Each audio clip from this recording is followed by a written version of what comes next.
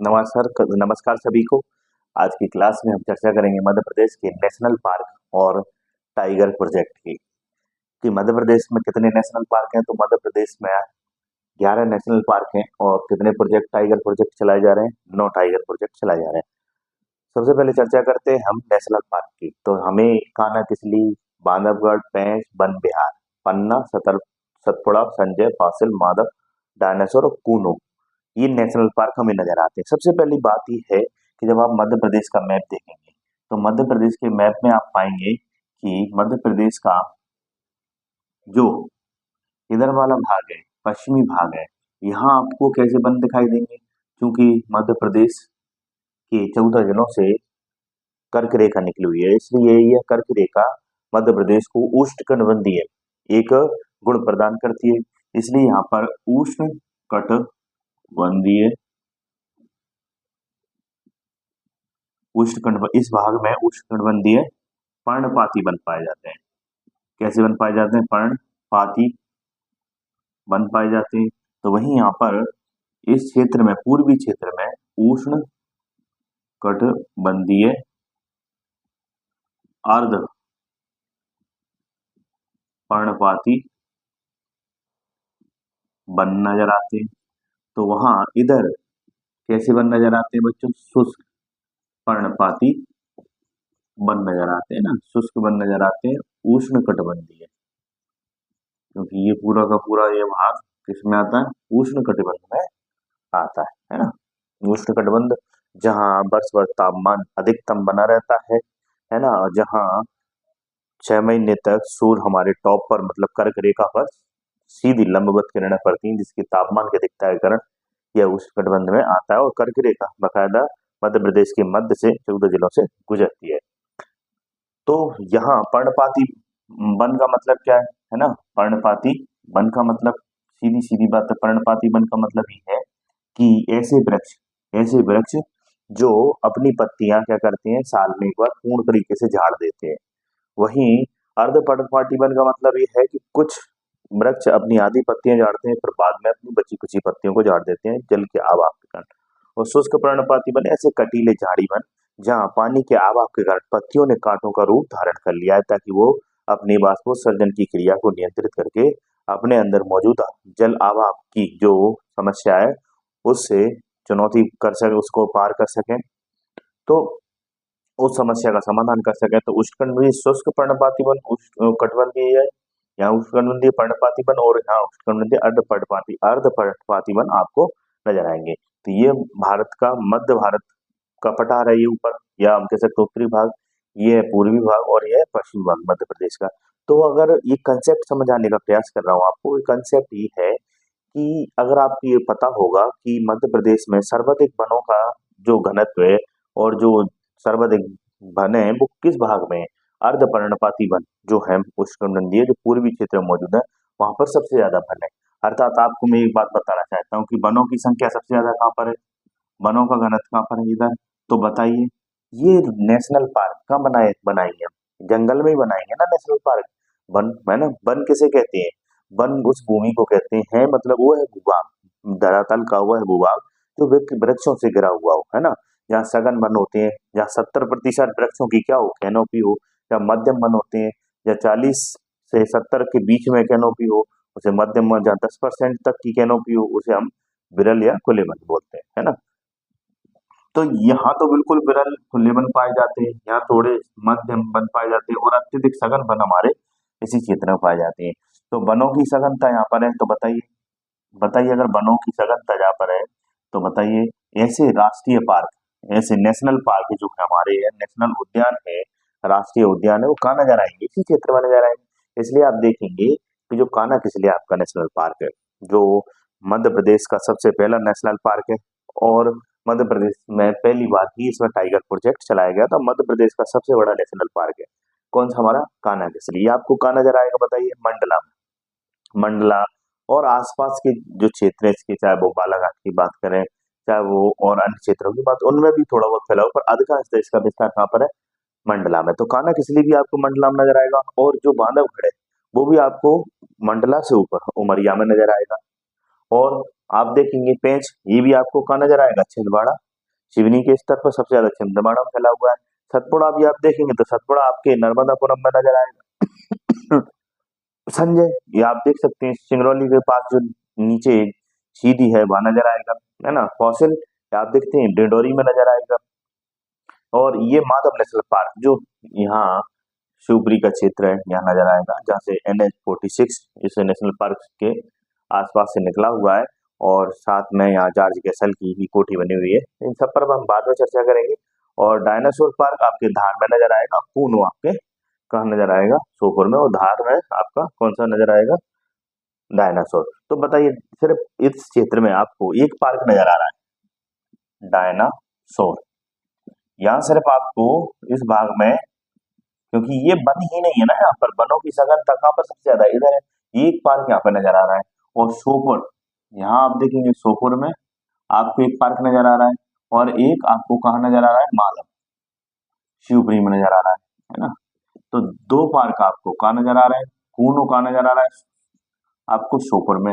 और शिवपुरी में क्या नजर आ रहा है? Madhav national park.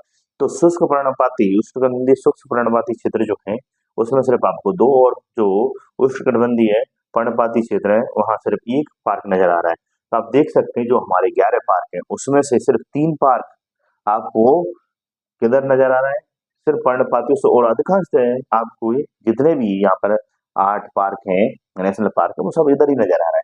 तो कई बार आपसे प्रश्न पूछ लिया जाए और आपके पास ऐसे कोई ऑप्शन हो, उज्जैन, रतलाम, तो आप एक अंदाजा लगा सकते हैं, एक समझ, मतलब कॉमन सेंस अगर डेवलप कर लें, समझ डेवलप कर लें, तो इससे आपके नेशनल पार्क इजी हो जाते हैं कि यार इसमें से वो ऑप्शन नहीं हो सकता जो ऑप्शन कहाँ हो, जहाँ शुष्क पर्णपाती वन हो या यहाँ पर पर्णपाती वन हो, है ना।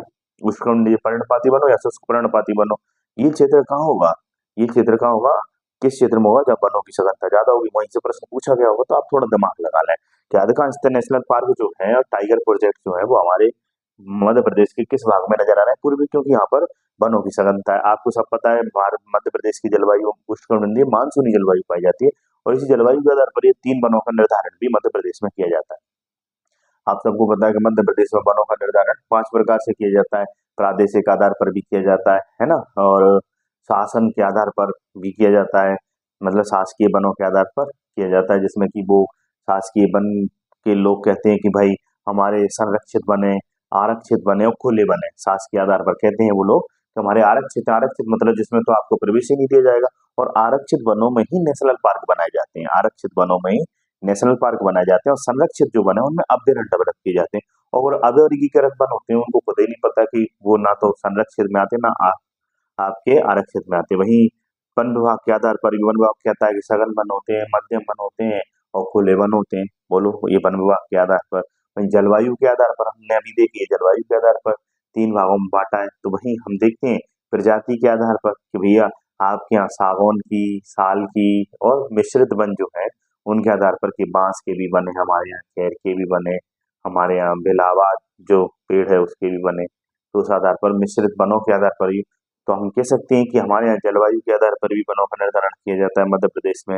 हमारे यहाँ देखा जाए तो जलवायु के बाद जो प्रादेशिक आधार पर वनों का निर्धारण किया जाता है, प्रादेशिक आधार पर देखें तो नर्मदा सतपुड़ा नदी घाटी के क्षेत्र को, एक जो मुरैना और शिवपुरी का क्षेत्र है और एक विंध्य जो क्षेत्र है उसको एक प्रादेशिक स्तर पर बांटा गया। तो 3 स्तर पर प्रादेशिक बनाए गए, 3 स्तर पर जलवायु के बनाए गए, है कि नहीं, और 3 स्तर पर शासकीय स्तर पर बनाए गए, 3 स्तर पर ही वन विभाग ने बनाए, है कि नहीं। तो बहुत आसान है इन सब चीजों को पढ़ना। आप इनको क्या कीजिए, बेस तैयार करके पढ़िए। ऐसा नहीं रटने का काम मत कीजिए, समझिए कि वन सबसे ज्यादा कहाँ पाए जा रहे हैं भाई। और सबसे ज्यादा वनों का घनत्व अगर इधर है तो सबसे ज्यादा जीव जंतु और जैव विविधता भी इसी क्षेत्र में पाई जाएगी। बोलिए, इसी क्षेत्र में पाई जाएगी। और जितनी भी योजनाएं चलाई जाएंगी वो उसी क्षेत्र में चलाई जाएंगी। बोलिए, तो आगे हम इसी बात को समझ लेंगे। तो कान्हा किस लिए आपको दिमाग में रखना, सबसे पहला पार्क है मध्य प्रदेश का। और यहीं पर इसी पार्क में सबसे पहले आपका प्रोजेक्ट चलाया गया था, टाइगर प्रोजेक्ट। आप सबको पता है कि जब 1970 में भारत में जनगणना की गई टाइगर की, तो पाया गया कि भारत में अंग्रेजों के जमाने में शिकार करने के शिकार उनका शौक था। और इससे पहले जो मेडाइवल हिस्ट्री और एंशिएंट उसमें भी से टाइगर्स का शिकार किया जाता था और टाइगर हिंसक प्रवृत्ति का था, इसलिए भी लोगों ने अपने ग्रामीण और नगरीय सभ्यता के दौरान उसके साथ हिंसा की और उसकी हत्या की, शिकार किए। तो उसकी संख्या में कमी आई 1970 में, जहाँ 1970 में भारत में जो टाइगर को लेकर जनगणना कराई जा रही थी और देखा गया कि भारत में बहुत कम टाइगर बचे हुए हैं, 1800 के समथिंग टाइगर बचे। उसी समय वैश्विक स्तर पर स्टॉकहोम में पर्यावरण को लेकर सम्मेलन हो रहा था और उस सम्मेलन में ये बात कही जा रही थी कि पर्यावरण में जितने भी जीव जंतु हैं और वनस्पति हैं, उनका संरक्षण करके ही मानव अपनी सभ्यता का विकास करे। मतलब विकास के क्रम में मानव ये ना करे कि वो पर्यावरण को नुकसान पहुंचाए। और यही वही वो संस्था मौजूद थी, IUCN जैसी संस्थाएं, अंतर्राष्ट्रीय स्तर पर जो विभिन्न प्रकार की, चाहे वो पादप जाति हो, चाहे वो जंतु जाति हो, उनकी विलुप्तों की सूची बनाती है भाई। रेड डाटा एक पूरा तैयार करती है और बताती है कि ये संकटापन्न प्रजाति है, ये विलुप्त है। तो उन्होंने भी, IUCN जैसी संस्थाओं ने भी हमें प्रेरित किया। साथ में स्टॉकहोम में जो सम्मेलन हुआ पर्यावरण, जहाँ कोशिश की गई कि हम ऐसी संस्थाओं का अंतर्राष्ट्रीय स्तर पर एनवायरमेंट, UNEP जो प्रोग्राम चलाए जा रहे थे कि अंतर्राष्ट्रीय स्तर पर एनवायरमेंट प्रोग्राम चलाए जाएं। अपने देश में विलुप्त हो रही, और ऊपर से हमने जनगणना भी करा रखी थी। हमने एक अनुमान लगवा रखा था कि भाई हमारे देश में तो ये विलुप्त हो जाएगा, और हमारे देश में तो शुरू से ही हमारे, चाहे वो संस्कृति का हो, चाहे हमारी शक्ति का प्रतीक हो, टाइगर माना गया है। तो और 29 जुलाई को विश्व टाइगर दिवस भी मनाते हैं, आप सबको पता हो।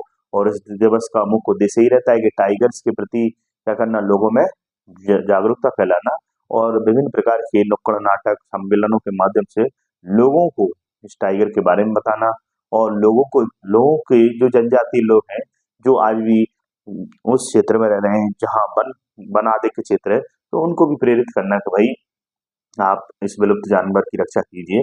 और आज इसी का प्रयास है कि इसी चीज का प्रयास भारत में 1 अप्रैल 1973 को किया गया था। और यही प्रयास जब किए गए, कैलाश सांकला जी जो भारत में इस टाइगर प्रोजेक्ट के जनक है इंदिरा गांधी जी के जमाने में, तो आपने एक फोटो भी देखी होगी, इंदिरा गांधी जी के पास एक उस समय प्रधानमंत्री थी, उन्हीं के निर्देशन में।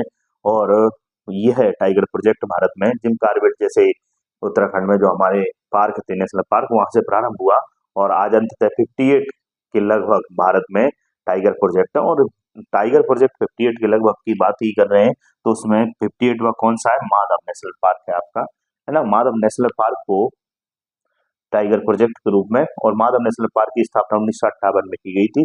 ये शिवपुरी में स्थित है और यहाँ मनिहार नदी बहती है इस टाइगर प्रोजेक्ट के आसपास, माधव नेशनल पार्क के आसपास। और NH-46 यहाँ से इस जो एरिया है इसके क्षेत्र से गुजरता है, और जहाँ अंग्रेज जॉर्ज कैसल की कोठियां भी मौजूद हैं। और साथ में अगर हम बात करें तो यहाँ पे शांत सागर है, माधव सागर है और जादव सागर है। और यहाँ बहुत इम्पोर्टेंट है यह बात कि यहाँ इस सागर में जो है, जो शांत सागर है, वो रामसर साइड है, मध्य प्रदेश की सेकंड रामसर साइड है। तो हमारे लिए यह सागर बहुत इम्पोर्टेंट हो जाता है, ये माधव नेशनल पार्क हमारे लिए गौरव का विषय हो जाता है कि मध्य प्रदेश में 2025 में इसे शामिल किया गया माधव नेशनल पार्क को। भारत में 58वां ये टाइगर प्रोजेक्ट भी है। तो ये थोड़ी बातें हैं जो हमें यहाँ पर समझनी है। देखिए आइएगा, शिवपुरी कहाँ पर, ये मैंने बताया ना, इस क्षेत्र में ऊपर। और बताइए, अब टाइगर प्रोजेक्ट यहाँ अब डेवलप किए जा रहे हैं। कूनो में भी आपने देखा होगा कि भाई कूनो में चीताओं को बसाने का प्रयास किया जा रहा है। कूनो में हम अफ्रीका से चीता लाए और 2022 में, और यहाँ हमने कूनो को नेशनल पार्क के रूप में डेवलप किया। बोलो, कूनो को जहाँ हमने ये पार्क रहा 2018 में नेशनल पार्क बना था कूनो, और यहाँ चीताओं का संरक्षण, चिंटू चीता यहाँ का आपको पता ही, शुभंकर है यहाँ का लोगो है, मैं चिंटू चीता दौड़ दौड़ आऊंगा, कूनो में बस जाऊंगा। और यहाँ कूनो नदी बहती है जो चंबल की सहायक नदी है। सोपुर जाएंगे तो आपको ये नेशनल पार्क नजर आएगा। और पूरी कोशिश है कि भारत को चीता देश बनाया जाए। और चीता आपको पता ही है कि चीता भी शक्ति का प्रतीक है। चीता भी वह विलुप्त जानवर है जो कभी भारत में हुआ करता था बड़ी संख्या में, पर शिकार के कारण अंग्रेजों के मनोरंजन के कारण वो आज चीता क्या हमारा वो भी विलुप्त हो गया। तो हमारी पूरी कोशिश है कि हम पर्यावरण का संरक्षण करें, विलुप्त जातियों को बचाने का प्रयास करें। तो चीता प्रोजेक्ट भी हमारे देश में चलाए जा रहे हैं भाई, कुनू जैसे राष्ट्रीय उद्यानों में। और यहाँ ये भी आप दिमाग में रखें, एशियाई जो जो शेर हैं, गुजरात में जो गिर अभ्यारण्य है, वहां से लाए जा रहे हैं इस कूनो में, और कोशिश की रहे उनको भी यहाँ बसाया जा सके। क्योंकि वहाँ पर जनघनत्व, वहाँ पर उनका घनत्व अधिक होने से कोशिश की जा रही है कि उनको किसी प्रकार की समस्या ना हो, तो उनको यहाँ कोनों में रखने का प्रयास किया जा रहा है। तो आइए हम फिर से चलते हैं आपको यही सब बताने का कि भाई सबसे ज्यादा, तो बताइए अब हमारे जो बात करें इसकी टाइगर प्रोजेक्ट और इन सब की हमने बात की, और बात कर लेते हैं कि भैया ये आपके कान्हा है, कान्हा आपने देख लिया, बांधवगढ़ आपने देख लिया उमरिया में, है ना। बांधवगढ़ में 36 पहाड़ियों से घिरा हुआ है, व्याघ्रदेव ने यहाँ पर एक किला भी बनवाया, बांधवगढ़ का किला आपने देखा होगा, आप कभी गए होंगे तो बांधवगढ़ में। और याद रखें बांधवगढ़ में सबसे ज्यादा इस समय टाइगर है ना, और सबसे ज्यादा टाइगर का डेंसिटी भी यही है, टाइगर की संख्या भी ज्यादा है और डेंसिटी भी ज्यादा है, इस बात का आप विशेष ध्यान रखें। और यहाँ कान्हा में भी एक बात ध्यान रखें, यहाँ बेल्टरी प्रजाति का यहाँ पर बारहसिंगा पाया जाता है, और वो बारहसिंगा यहाँ का लोगो भी है। 2017 में रोहन चक्रवर्ती ने इसको डिजाइन किया था, आपने देखा होगा बारहसिंगा। बारहसिंगा राजकीय पशु के रूप में भी मध्य प्रदेश के रूप में स्थापित है, मध्य प्रदेश के राजकीय पशु के रूप में। तो कान्हा किस लिए हमारे लिए बहुत इंपोर्टेंट हो जाता है, फिर बांधवगढ़ भी हमारे लिए इंपोर्टेंट हो जाता है। अब बांधवगढ़ में 36 पहाड़ियों से घिरा हुआ, और यहाँ से विष्णु जी की और बुद्ध की विभिन्न मूर्तियां और गुफाएं प्राप्त हुई हैं, लेख अभिलेख प्राप्त हुए हैं। तो बांधवगढ़ भी उमरिया के स्तर पर मौजूद है, और यहाँ सबसे ज्यादा इस समय टाइगर घनत्व है, टाइगर डेंसिटी है, टाइगरों की संख्या भी ज्यादा है। याद रखें इस समय मध्य प्रदेश ही टाइगर स्टेट के रूप में 785 टाइगरों के साथ प्रथम स्थान पर बना हुआ है, दूसरे स्थान पर कर्नाटक है ना। 3682 के समथिंग टाइगर इस समय भारत में मौजूद है, ठीक है। मार्च 2025 तक की बात है। फिर पेंच की बात करें, आप सबको पता है पेंच छिंदवाड़ा के स्तर पर मौजूद है, और यहाँ भी यह पेंच आप सबको पता है टाइगर प्रोजेक्ट में 1992-93 में इसे भी शामिल किया गया। इसके बाद वन विहार, वन विहार मध्य प्रदेश के भोपाल में स्थित है, और भोपाल में बीचों बीच स्थित है, सोचिए। और वन विहार सेकंड स्तर का, मतलब द्वितीय स्तर का सबसे छोटा यह राष्ट्रीय उद्यान है, समथिंग है 4.4 वर्ग किलोमीटर में क्षेत्र में रहा हुआ है। इसे कुछ लोग सर्प उद्यान के नाम से भी जानते हैं, कुछ लोग इसे चिड़ियाघर भी कहते हैं। और यहाँ पर इंटरनेशनल इंटरप्रिटेशन योजना के तहत गोद प्रथा भी चलाई जा रही है, मतलब आप पशु पक्षियों को रेस्क्यू कर सकते हो, गोद भी ले सकते हो, रेस्क्यू भी किया जाता है पशु पक्षियों को, जीव जंतुओं को, और यहाँ आप गोद ले सकते हैं, आप जाके गोद लेने के भैया मैं इस जो जंतु है इसको गोद लूंगा। तो इसके बाद आता है पन्ना। पन्ना में आप सबको पता है केन नदी यहाँ से बहती है, और अभी ये हाईलाइट भी है, और ये उसमें भी है समाचार पत्रों में, क्योंकि केन बेतवा लिंक प्रोजेक्ट प्रारंभ हो चुका है, और यहाँ धौंधन बांध बनाया जाएगा, जिसके कारण जंगलों को काटा जाएगा, क्योंकि कम से कम एक लंबी नहर बनाई जाएगी, तो जंगलों का नाश होने से यहाँ के जो जीव जंतु हैं उन पर दुष्प्रभाव पड़ेगा। याद रखें पन्ना बांधवगढ़ कान्हा किसली को जोड़ने के लिए भी योजना चलाई जा रही है, कोशिश की जा रही है, एक कॉरिडोर डेवलप किया जाए जिसमें कि किसी भी प्रकार से जानवरों को आवाजाही करने में, एक दूसरे स्थान पर ट्रेवल करने में और अपने स्थान को चुनने में किसी प्रकार की परेशानी ना हो। तो पन्ना केन नदी धौंधन बांध बनाए जा रहे हैं यहाँ पे। और यहाँ आप आगे बढ़ते हैं, सतपुड़ा आपके नर्मदापुरम में सतपुड़ा संजय सीधी हिल और कौशल जीवाश्म राष्ट्रीय उद्यान है, जो कि डिंडोरी में ये घुघुआ के नाम से भी क्या था, क्षेत्रीय लोक स्तर पर घुघुआ, यहाँ प्राचीनतम काल के जीवों के अवशेष प्राप्त हुए। ये मध्य प्रदेश का सबसे छोटा राष्ट्रीय उद्यान है ना। कौन सा आपका कौशल राष्ट्रीय उद्यान, जिसे हम कहाँ पर देखते हैं, आपको देखते हैं डिंडोरी में ना, डिंडोरी में ये दिखाई देता है, ठीक है। अगली बार डायनासोर, डायनासोर राष्ट्रीय उद्यान धार में, मैंने बताया कूनो सोपोर में। तो आप देख सकते हैं कि अधिकांश राष्ट्रीय उद्यानों की डेंसिटी इधर ही है, कि आपको यहाँ मिल जाएगा कौन सा राष्ट्रीय उद्यान, कान्हा राष्ट्रीय उद्यान मिल जाएगा। बोलिए बच्चों, यहाँ थोड़ा ऊपर जाएंगे तो डेंसिटी ज्यादा है, यहाँ पर भी जंगल में जंगलों की यहाँ उपस्थिति ज्यादा, तो बांधवगढ़ मिल जाएगा। फिर आपको यहीं छिंदवाड़ा के स्तर पर सिवनी के आसपास छिंदवाड़ा में पेंच मिल जाएगा, है ना, ठीक है। तोतला डो बांध बना हुआ है पेंच में भी, है ना, पेंच नदी के किनारे। वन विहार मिल जाएगा यहाँ भोपाल में आपको, ये भोपाल के स्तर पर। फिर पन्ना आपको कहाँ मिलेगा, यहाँ यहाँ मिल जाएगा केन नदी, यहाँ से बीचों बीच से बहती है। सतपुड़ा ये नर्मदापुरम के स्तर पर हमें सतपुड़ा भी नजर आएगा, ठीक है। संजय यहाँ सीधी के स्तर पर नजर आएगा संजय, है ना। और कौशल, कौशल की बात करें तो डिंडोरी के स्तर पर नजर आएगा। अगर हम इनको नंबरिंग कर देते हैं, ये अच्छा रहेगा बच्चों कि हम इनकी क्या कर देते हैं बच्चों, नंबरिंग कर देते हैं। क्या कर देते हैं, नंबरिंग। तो ये याद रहेगा 1 2 3 4 5 7 8 9 10 11। तो 11 के 11 आपको याद ही रहेंगे, है कि नहीं, कि आपको कान्हा कहाँ नजर आएगा, 1 2, यहाँ कौन नजर आएगा, बांधवगढ़, 3 आपको पेच नजर आएगा, 4 आपको वन विहार यहाँ नजर आएगा, 5 पर पन्ना देखो, सतपुड़ा क्या नजर आएगा, नर्मदापुरम में, संजय 7 सीधी में नजर आएगा, कौशल 8 आपको यहाँ डिंडोरी में नजर आएगा, और 9 माधव नेशनल पार्क आपको यहाँ नजर आएगा ना, 9 माधव नेशनल पार्क।